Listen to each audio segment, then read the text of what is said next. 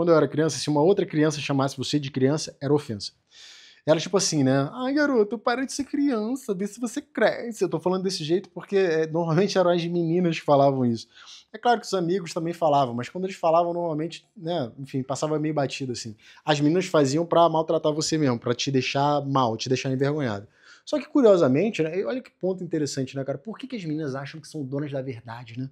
Elas têm 12 anos de idade, elas acham que sabem tudo, porra, todos os segredos do universo, né? Porra, senhoras da razão. Mas enfim, é curioso, né? Como que a criança, naquele momento, ali já não queria mais ser criança, era como se tivesse um novo patamar de, sei lá, um novo patamar de existência. Mas pra mim, era muito maneiro ser criança. E eu gostava pra caralho, eu gostava muito de ser criança, cara. Muito, muito mesmo, muito. Eu não achava nada ruim, eu não ficava mandando os outros deixarem de ser criança.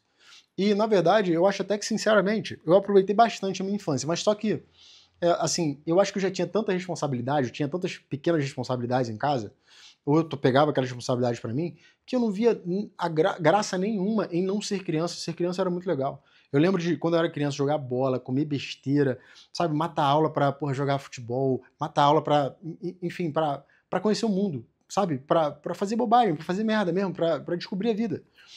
Cara, como era maravilhoso aquilo, como era bom ser criança. E eu sempre estava um aninho à frente, né? Ou seja, eu sempre estava um aninho mais novo do que as pessoas na minha sala. Então imagina que se eu estivesse no quinto, na quinta série, na época, que é sexto ano agora, imagina que é como se as pessoas tivessem 11 anos e eu tivesse 10. Eu sempre estava um pouquinho em relação à idade, eu era um pouquinho mais novo, né? Então eu sempre estava lidando com pessoas mais velhas, ou um pouco mais velhas. Mas eu não via razão para deixar de ser criança. Você passou por isso, por exemplo? O que você lembra dessa época? Porque para mim era muito claro que aquilo era bom, eu gostava daquilo, eu não queria deixar por nem um minuto de ser quem eu era. E eu era tão desligado, cara, eu era uma pessoa que.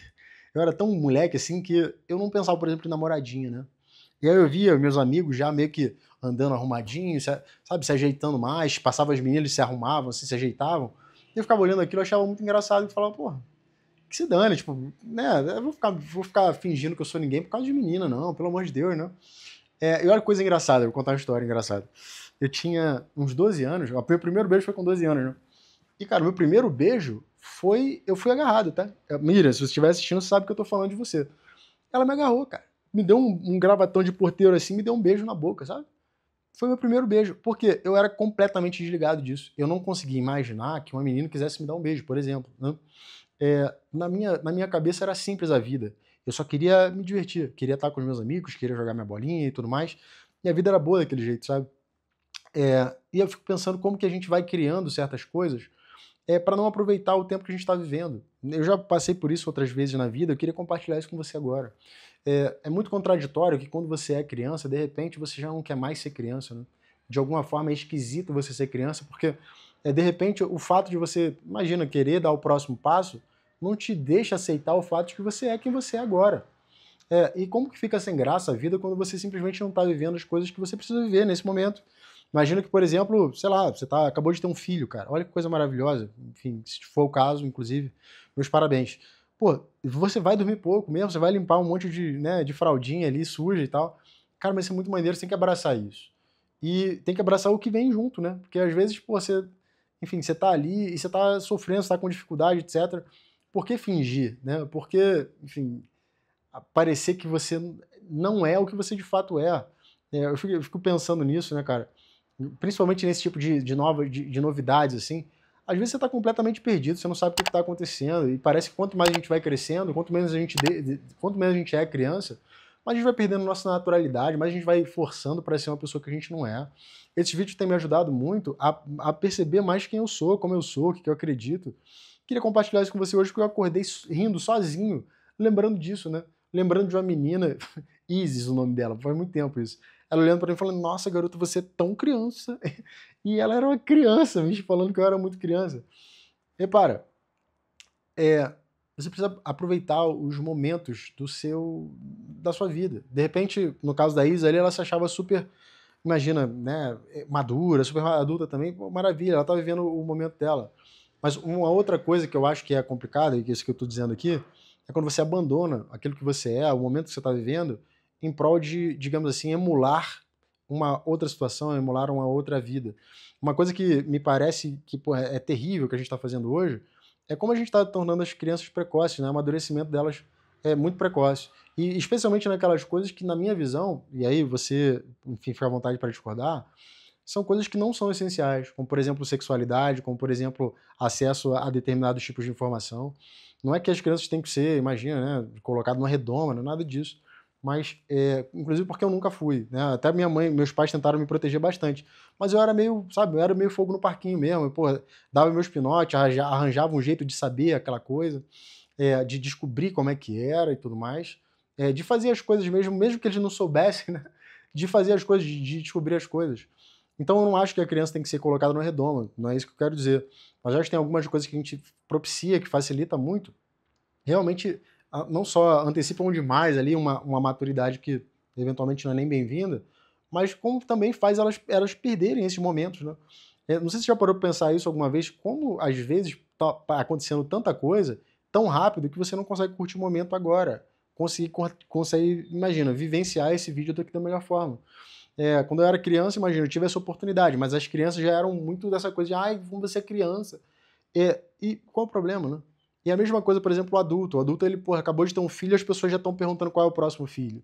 Eu não sei se você já parou pra pensar nisso, cara. Como que pode que a gente não vive o momento? Como é que a gente não vive as coisas da nossa vida integralmente? Não sei se já aconteceu isso com você. Por exemplo, você tá saindo com uma pessoa e pergunta quando é que namora. Aí você começa a namorar, pergunta quando é que casa. Aí quando casa, pergunta quando é que nasce o filho. Aí quando nasce o filho, porra, pergunta quando é que, sei lá, quando é que vem o próximo, quando é que divorcia, quando é que não sei o quê. Parece que a gente nunca vive agora, a gente sempre está pensando no próximo passo, sempre o próximo passo, sempre a próxima coisa. E de alguma forma parece que quando as outras pessoas, né, não estão pensando desse mesmo jeito que a gente, o que vem, o que vem, o que vem, elas estão vivendo agora, elas estão gostando do agora, a gente fica meio que, nossa, meu Deus, parei de ser criança, sabe assim? A gente fica meio que, a palavra não é forçando, mas induzindo as outras pessoas a se sentirem mal apenas por elas estarem felizes no que elas estão fazendo agora. Minha mãe conta uma história muito engraçada, né? Que eu estava na escola, na escolinha, quando eu era muito novo, e aí a professora foi e perguntou para todos os aluninhos ali quem é que mamava no peito. E aí todos os aluninhos falaram, pô, não, eu não mamo no peito, imagina, eu não mamo no peito, etc e tal.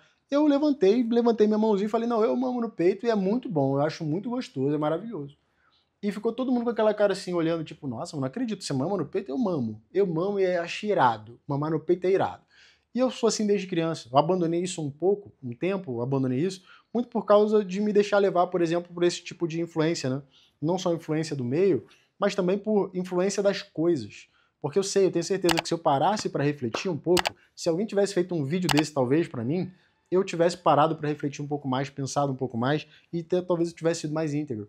Mas acho que ao longo do tempo, a gente vai sendo forçado por uma quantidade de informação absurda, por um monte de obrigações que vão jogando em cima da gente, e a gente acaba perdendo essa originalidade. E não só a originalidade, mas a gente acaba perdendo o agora, o que está acontecendo agora, como é legal, como é bom.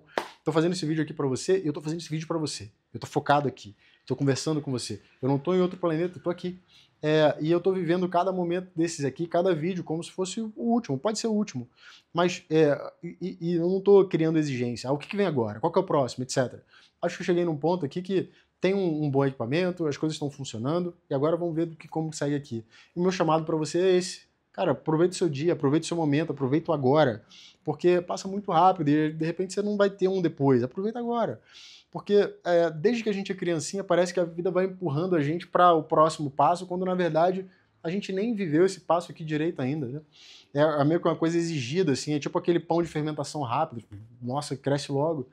E não, eu fico muito contente de ter aproveitado muito a minha infância. Eu tive muitas obrigações, assim, principalmente porque eu comecei a trabalhar muito cedo.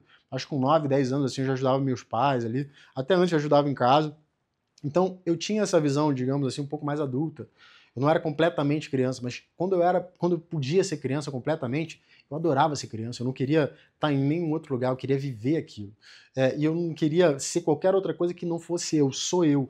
Ah, quem é que mama no peito aqui? Ninguém levantou a mão, mas eu levanto a mão porque eu mamo, eu gosto disso e isso é muito maneiro.